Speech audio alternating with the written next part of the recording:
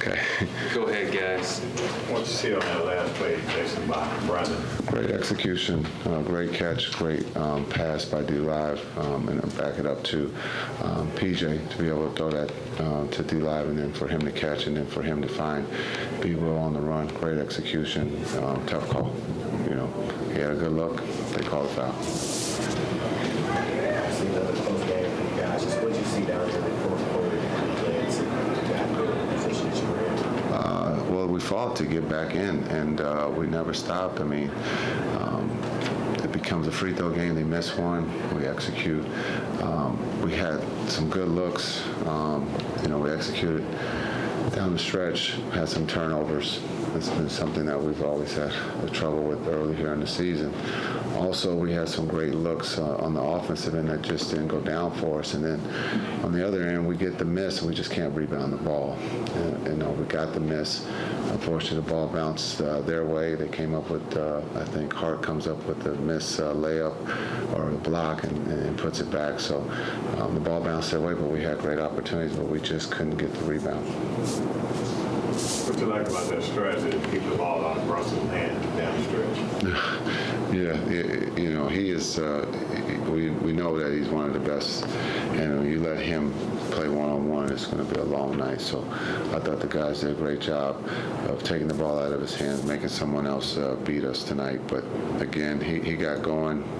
When he gets that tempo and that rhythm, it's hard unless you take the ball out of his hand, and that's what we did. Jason, you had 7 threes in the first and then finished with 16. What was working with the 3 ball tonight? Well, they were making them, and I thought just the trust of being able to find the corners. But again, when PJ goes 1 for 12, a lot of times it's, you don't think you're going to be in the game, but that just shows PJ's ability to fight on the defensive end. Understanding we had some great looks that just didn't go down for us. When you look at guys shooting 1 for 6 in this league, when you get that many threes, you got to make some of them, and we just didn't do that tonight. And the Knicks are one of the best three-point shooting teams in the league, but you held them to only 28% from 3, but then Shannon makes the 2 big threes. What kind of changed throughout the quarters?